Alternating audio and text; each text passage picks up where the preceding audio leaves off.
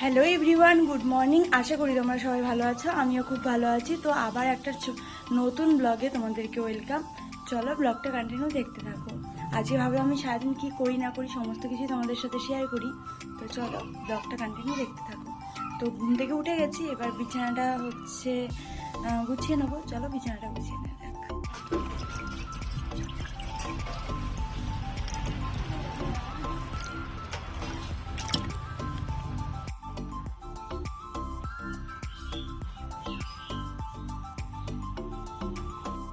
দেখো এই যে চা করে নিয়ে চলে এসেছি, এখন চাটাই খাবো।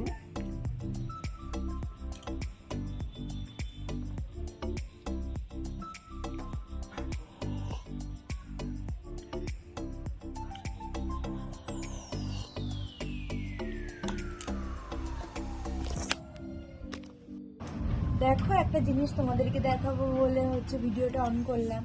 তো একটা বুনু দিয়ে গেছে ওর হাতের কাজের জন্য ই করতে, থালা এই করে নিয়েছি। তো কেমন হয়েছে একটু কমেন্ট করে বলে তো। চলো তোমরা তো আশা করি সবাই জেনেই গেছো আমি এরকম ক্লিপ করতে কি কত ভালোবাসি।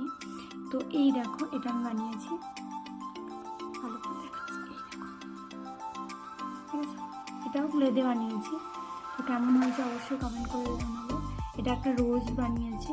ও দেখে কি মনে হচ্ছে এটা রোজ হয়েছে একটু বলো তো। আর পরে অবশ্যই তোমাদেরকে দেখো।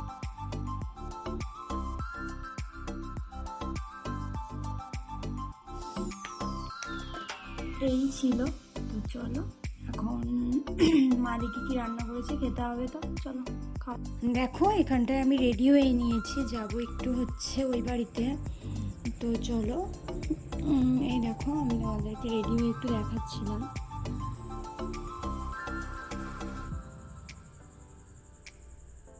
এই দেখো রেডি হয়ে নিয়েছি। তো চলো যাওয়া যাক।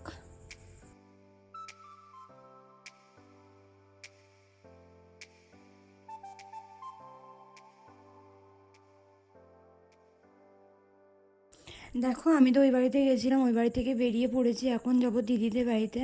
তো দিদিরা গেছিলো হচ্ছে দার্জিলিংয়ে, তো তারপর বাড়িতে ফিরেছে।